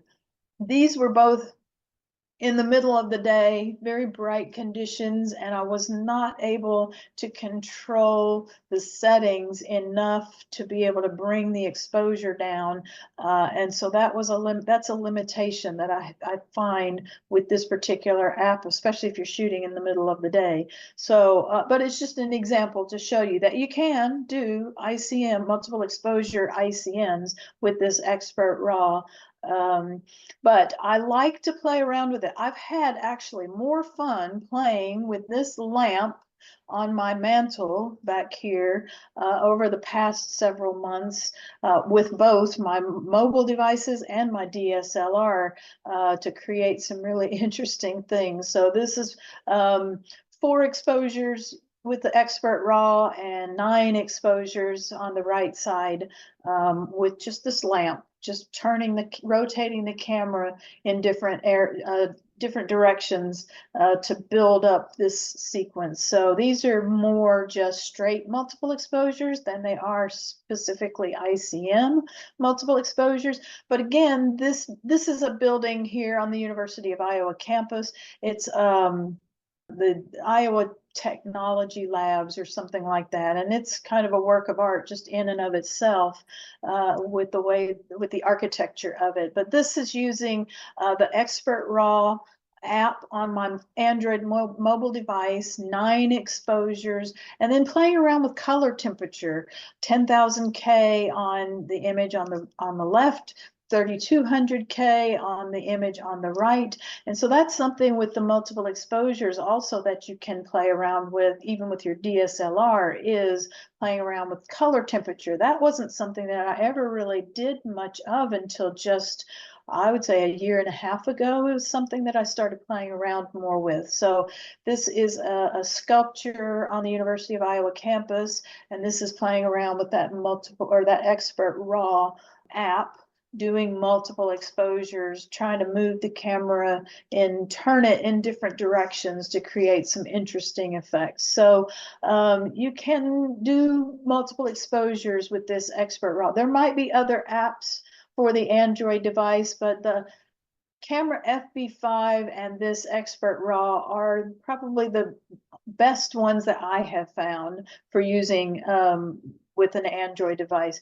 Because of the limitation of the available apps, creative apps, I would say, on the Android device, I really wanted to have the ability to do some creative work with a mobile device anywhere I might happen to be. So I did get an iPhone almost a year ago. So I've had it almost a year because, you know, with the magazine, I run a Facebook group that's got 23,000 people in it. And I see people posting images all the time where they're using their iPhone and they're using Slow Shutter Cam app or Average Cam Pro or Blurristic or whatever the case may be. But those apps don't exist for the Android. They're all iPhone specific. And so I did get an iPhone and I have been playing over the last year with these different apps. I've also, especially since I've started playing around with more just straight multiple exposures, I really like that double exposure app, which will let you do more than just 2. The name implies that it's only 2 exposures, being double exposure, but you can do up to, I don't know, I think until you stop. I don't think there's a limit on the number of exposures you can use.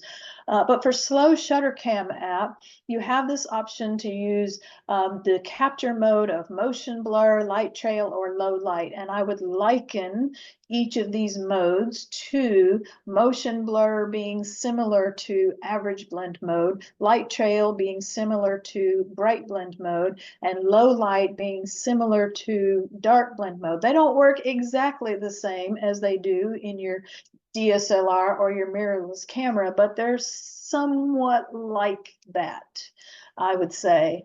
And so this is using slow shutter cam app. These are both just single exposures of trees. And again, you get a little bit of a digital kind of look and feel to them. I often in my editing will bring the clarity down on the images I create with my mobile device, just because it helps to soften some of that look and feel. But you can do multiple exposure with the slow shutter cam app. If you don't know that, some people, I've had a lot of people who have been using slow shutter cam app for years or however long they've had their iPhones, and they didn't know that they could do multiple exposures. So the key with the iPhone, with the slow shutter cam app, is that you have the option when you start your image, or when you start to you take your first image, and so whatever you do, and then you get the option to clear, edit, or save. So you can save that image that you just took, but as long as you don't clear it, you can take another image on top of that and create a multiple exposure. And you can do that however many times you want until you hit clear. So you can do multiple exposures. These are both multiple exposures inside the Stanley Museum of Art here on the University of Iowa campus.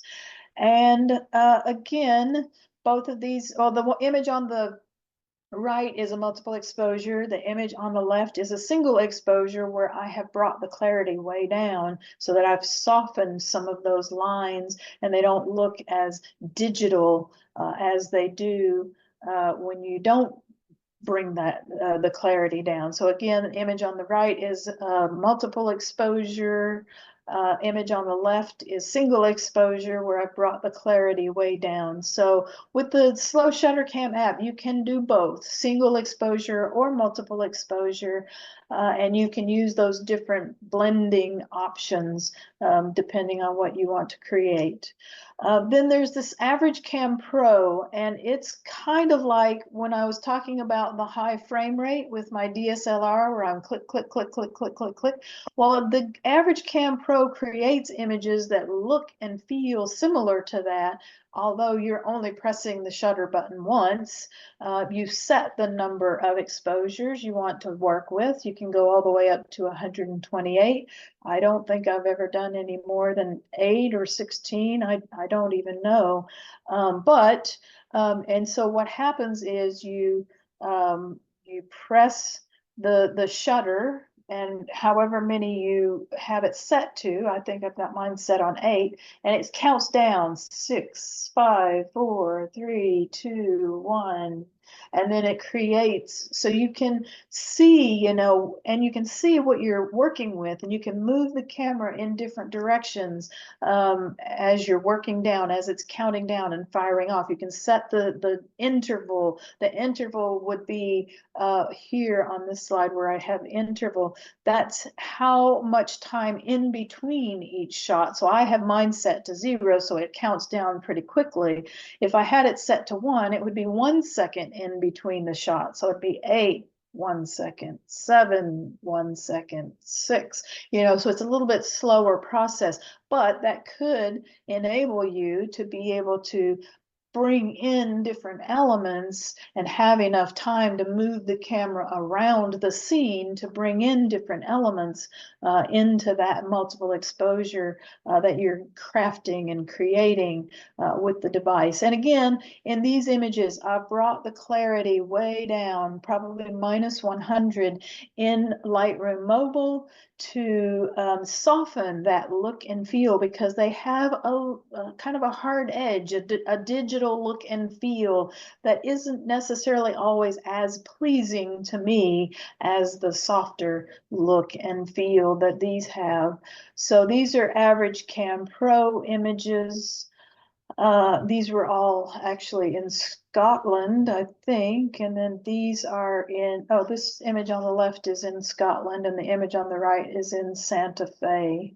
So, you can have a lot of fun with these apps and creating, always being creative.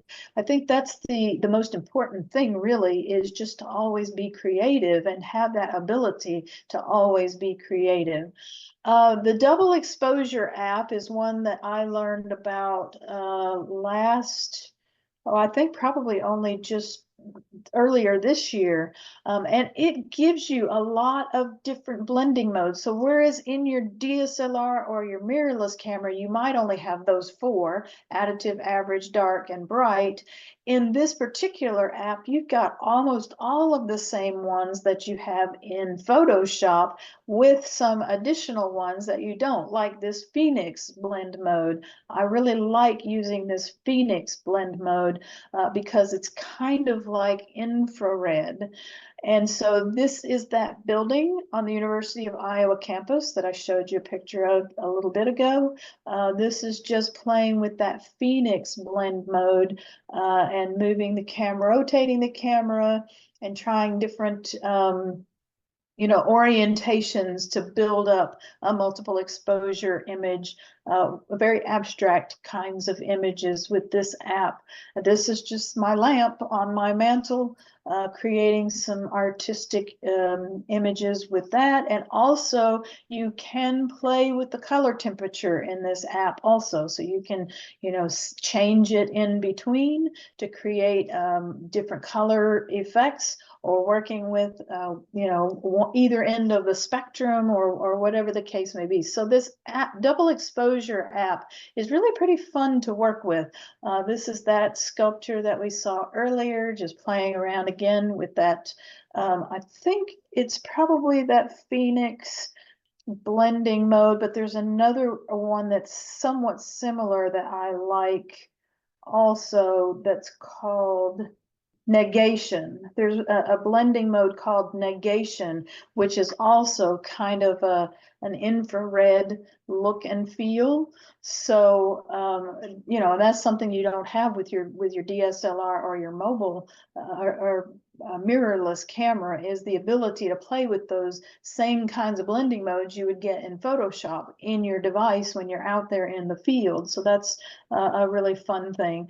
Then there's this Blurristic app, and it's an interesting app because you move the camera and it's creating sort of a video, a short little video clip, and you can set these tracking points so that parts of your images are staying somewhat sharp and everything else is moving around those tracking points. So you can create some really interesting effects with that as well. You can see here that if the tracking point was, say, set to the trunk of this tree, as I'm moving around that tree with the camera, everything's swirling around it, but that part of the tree stays somewhat sharp.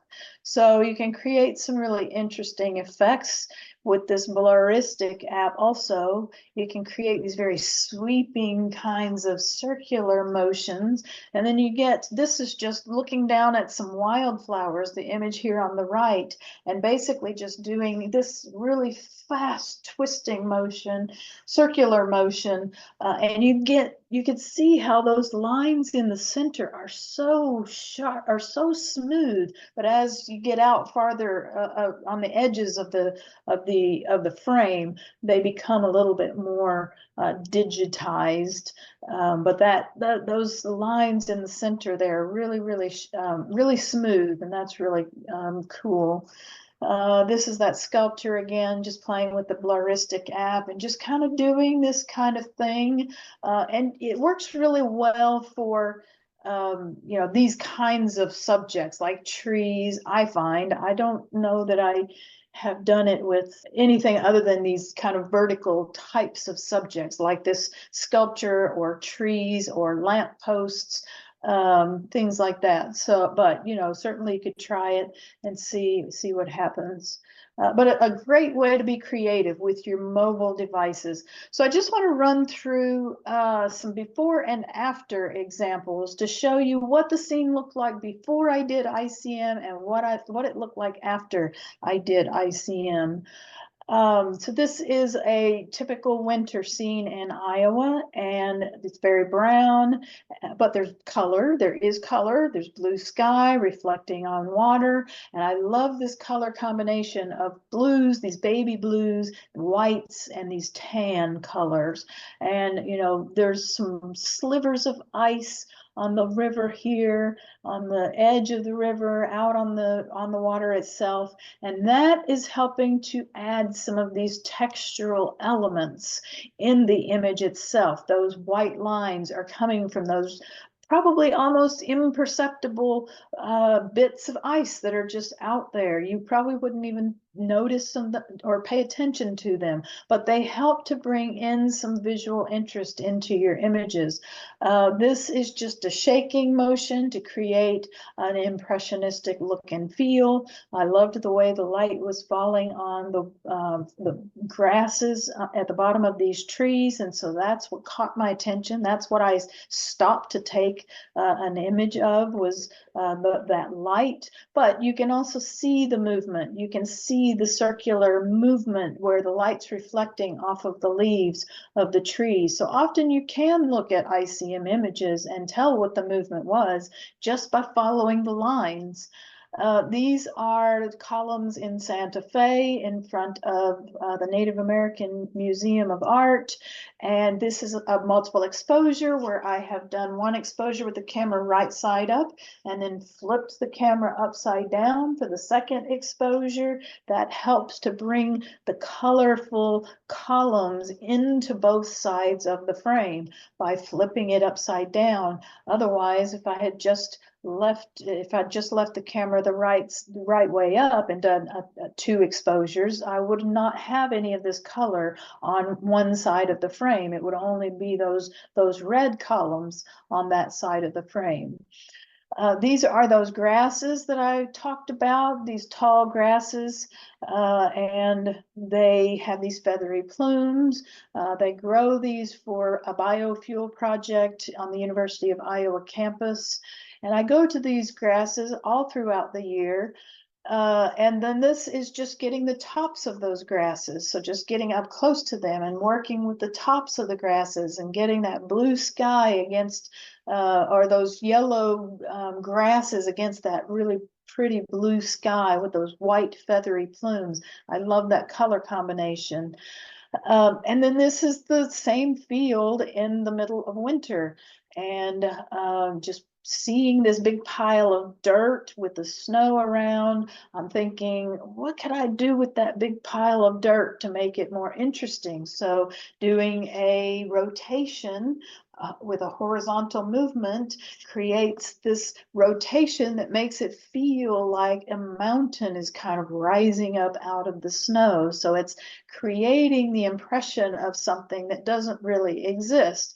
That's what's so beautiful about ICM, I think, is that you can reimagine the world and create scenes that don't really exist, only in your own imagination. This is a sunset standing at the Cross of the Martyrs in Santa Fe. And this is another one of those techniques where I've flipped the camera upside down to bring in that color from the sky in the top and the bottom of the frame. Otherwise, the bottom would just be dark because I'd have to really be underexposing not to blow out the highlights here. And so it would just be a bunch of color at the top and very dark at the bottom. But when I turn the camera upside down doing the multiple exposure ICM, I'm able to really transform that scene by bringing that light into the top and the bottom of the frame. This is an example of bright and dark blend mode. We saw these two images actually earlier, but this is what this scene looked like. And so a lot of times people will ask, well, how do you decide whether to use bright or dark blend mode? And I just always like to say, try them both and see what happens. I've gotten a completely different look and feel by playing around with both blending modes using something that's not a very attractive just in general scene that you would, be displaying or trying to, exhibit. But these are very artistic. They reimagine that scene in a beautiful way. This is just a random door along an alleyway, playing around with dark blend mode in this particular instance with 2 exposures to create an interesting and different kind of effect.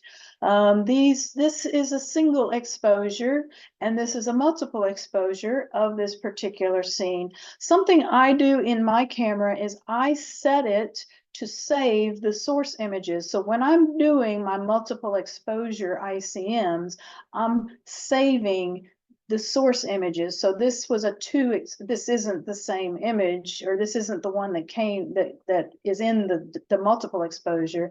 But what happens is, if this is a 2 exposure, multiple exposure, and I'm saving the source images, I get exposure 1, exposure 2, and then the blended image. And sometimes you can get really good single exposures out of that if you're saving the source images. So I always do save the source images. Plus, it helps for teaching moments also to be able to show before, the 2 source images. This isn't the one that makes up this multiple exposure, but I'm just trying to explain, that it is possible to get a single exposure and a multiple exposure out of doing a multiple exposure sequence if you save your source images. And so this is just working with a small part of this really grand landscape. This was in Wales, and it was a beautiful location. I loved the colors. I loved the way the light was falling on this particular scene, but I'm only working with a very small part of the scene. If we're landscape photographers, which I was before I started doing ICM, I was generally looking for grander landscapes, but I've learned with ICM, and especially with my multiple exposure ICMs, to work with smaller areas, smaller parts of the scene. So here in this particular scene, it's just the way the light was falling on these colorful leaves. This image we saw earlier, it's the same scene. It's just that it was shot, I think, probably 2 or 3 months ahead of this image up at the top. But same trees, same area, same location. And again, going back at a different time of the year where you've got more color on the leaves and the light's going to be coming from a different angle, you can get different and unique images. This is working in the middle of the afternoon, probably 2 o'clock, 3 o'clock in the afternoon, with nothing more than my 3-stop ND filter and a 70 to 200 millimeter lens. I'm pretty sure I was at f32. But, I'm not trying to get the whole scene in the frame. I'm only working with a small part of the frame. And in this case, yes, this is ice. It's frozen and it's reflecting light. But because this image to me is about that contrast between those highlights and those shadows, some of these might be blown out, and I'm okay with that. This is another scene where I'm just focused on a small part of a bigger scene.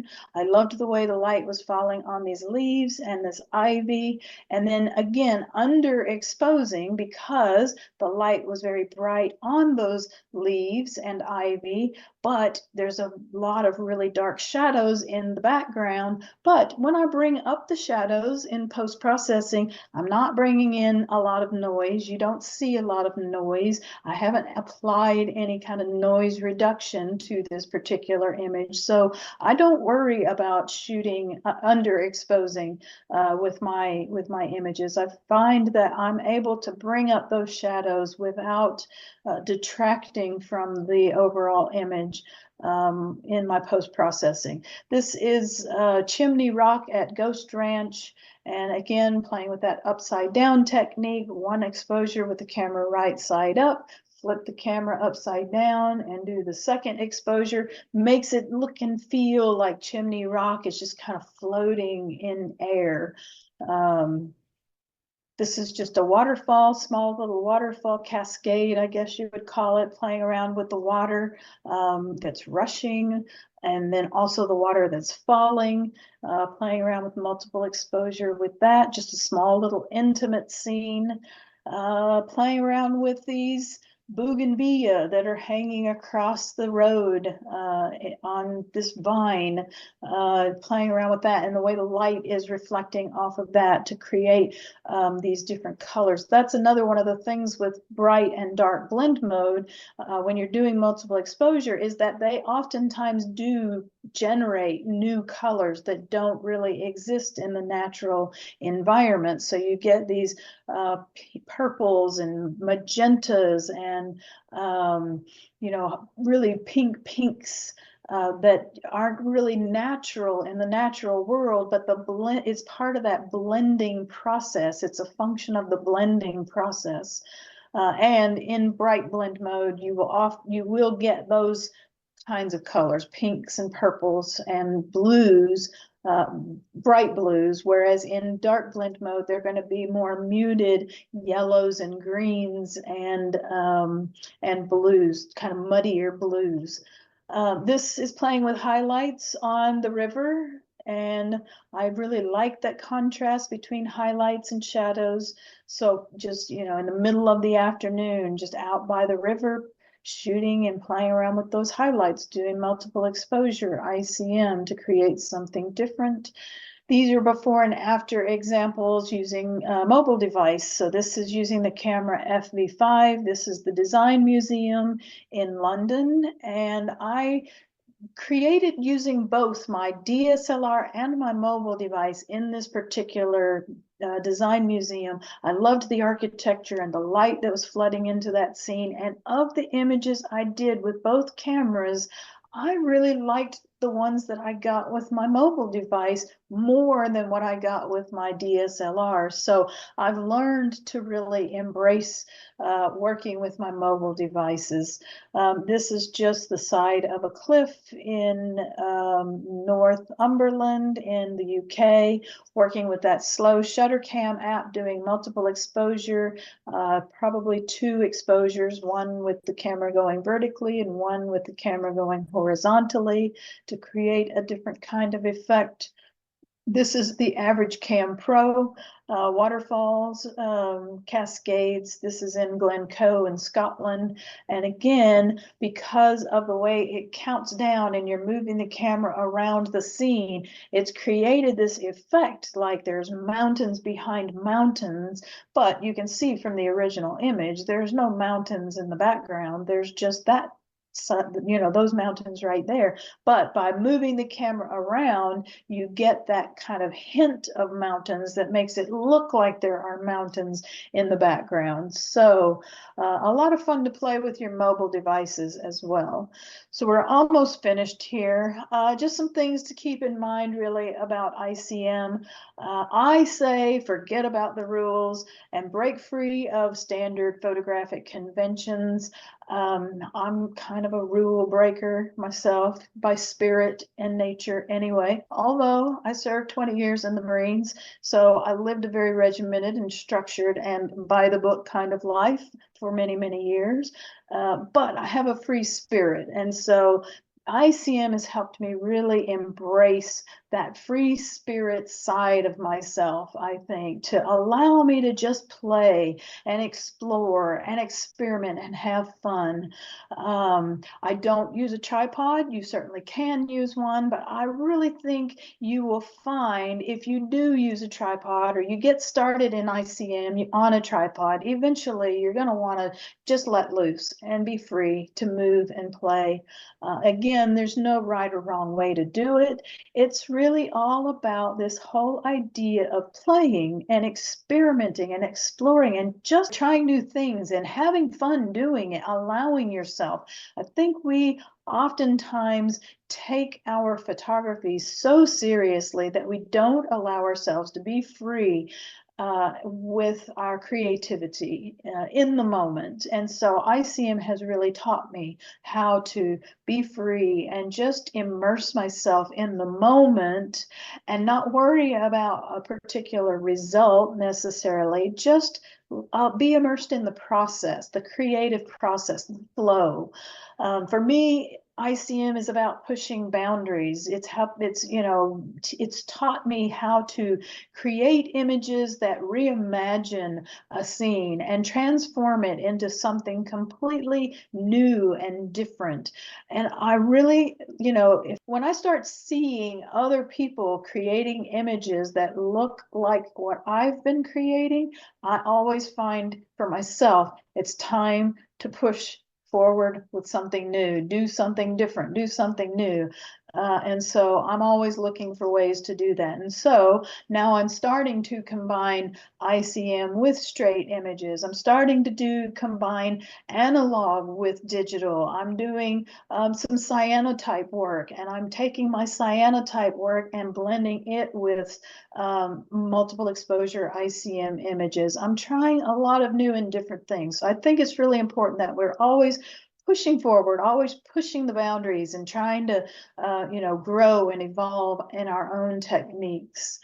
And the magazine that has been mentioned, ICM Photography Magazine. That's the magazine that I founded and created in 2020. So it's a little over 4 years old now, and I've started to. It's all been primarily focused on ICM as intentional camera movement, whether that be single exposure or multiple exposure or mobile ICMs. But I have this new vision for taking the magazine forward to include other types of creative photography and redefining what ICM stands for the purposes of what I do and for the purposes of the magazine, and redefining it to be intentional creative moments. So after 4 years, I'm moving the magazine in a direction that's going to open it up for more creative types of photography that may or may not involve intentional camera movement, but intentional creative moments by, because I've started also doing a lot of creative post-processing. That was something I never allowed myself to do before. I always wanted to get it done in the camera as much as possible. And then my post-processing has always been very minimal post-processing, but I'm starting to work with layers and blending in Photoshop and using the other blending modes in Photoshop, working with brushes and things like that, taking some of my, multiple exposure ICMs or single ICMs, or even, as I'm doing cyanotypes, I'm scanning my cyanotypes and I'm making them digital, and then I'm putting them into Photoshop and blending them with multiple exposures. I'm doing some painting, and I'm digitizing my paintings and blending them with my photography. So, those are all intentional creative moments, and that's what I want to celebrate moving forward. Not a specific technique. ICM is a technique, but it's just one technique out of who knows how many, an infinite number of creative techniques. And so what I want to do moving forward is to celebrate creativity rather than a specific technique, if that makes sense. This is my website, so you can visit that to see more of the work that I'm doing. I actually do have some of my cyanotypes on my website now. And then these are some of the ways that you can connect with me, and that is the end of my presentation. So I'm hoping that you all have some questions. There weren't very many questions in the chat, so either I have put you all to sleep, or I've covered everything so much in detail that there aren't any things that are unclear. I do have a question. I started playing with ICM this year, really. This is the first year that I decided to go ahead and be okay with a non-sharp, well-focused, well-defined image. I'm finding that I am more drawn towards ICM on urban environments, but I like landscape environments better. I was looking at your images for urban environments, and besides the fact they're exquisite, Is there anything in particular that you try to avoid that you might be that you might know that it might not come out the way you were expecting? Well, I think that word expecting is a key to your question, because I try not to have expectations when I go out to be creative with my camera, which I know is not a great answer for you. But I think sometimes when we go out with the idea of wanting to create a certain thing or in a certain way, we automatically are creating resistance within our body and within our mindset and within our flow. And so I would just encourage you to go out without any expectations, just start flowing, moving, even if you just did something like this, but with your camera, and just be pressing the shutter rather than being so deliberately intent on trying to create something in particular. See what happens. Allow yourself to just be free. I think that's really the key. And maybe you don't like those very flowing types of images, but I think just allow doing that as an exercise to allow yourself to get comfortable being free, because you even said it yourself. This is the first year you have allowed yourself to be comfortable shooting images that weren't sharp. There's probably still some resistance in your body that's not allowing you to be free enough in the movement to create the kinds of images that you might like, if that makes sense. Does that make any sense? It really does, and thank you. It was an awesome answer. I appreciate it. Oh, thank you. I felt like, Stephanie, in that video you showed, that it seemed like you were almost dancing. Yeah, I think you can look at it that way. And I work with a lady in Finland named Kaisa Siren, and when you watch videos of her, because she's one that actually does use the viewfinder, but she's doing that kind of, it looks like she's dancing. It really looks like she's dancing when she's out there. And I'm kind of a rigid personality, I would say. I mean, I said I've spent 20 years in the Marines, so that should say something. But just in general, I tend to have a very, straight and narrow, rigid kind of personality. But when I get out there with my camera, I'm just letting it all flow. And it's been really therapeutic, even, I think, for me, turning to ICM. It's allowed me to free myself from a lot of that rigidity that I've just always inherently had in mindset and body. I have to say, your story is somewhat inspirational, having your life kind of, I hate to use the phrase, turned upside down with the divorce, and then finding yourself now here, what, 9 years, 10 years later, in this space. It's like I said, it's kind of inspirational. Oh, well, thank you. Well, and I didn't ask for the divorce. It was something that kind of was sprung on me unexpectedly, but I actually can look back on it now and say thank you. Because I wouldn't be here right now talking to you if I was still married to that person. So That's great. Well, all I want to say is wow, wow, wow, wow, wow, wow. Thank you. That was one of the best presentations we've had in quite a while. You put a lot of effort into that, a lot of work into it, and we appreciate it very much. Previous to today, the only ICM I've really done in decades of shooting is panning. that's pretty much it.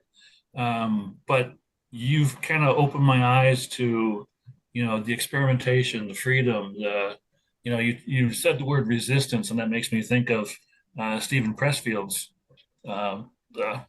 the War of Art. Oh yeah, I love that book. And I think he was also a Marine. I believe he was. Yes, yes. I'm Yep. pretty sure he's in the military. Yeah. Yeah.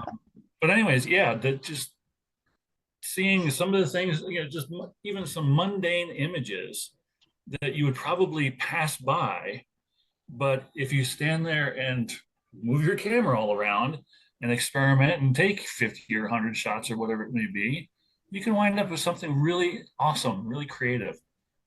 So I hope that everybody else is kind of looking at it the same way, that this is another creative outlet, another way that you can create images that are different.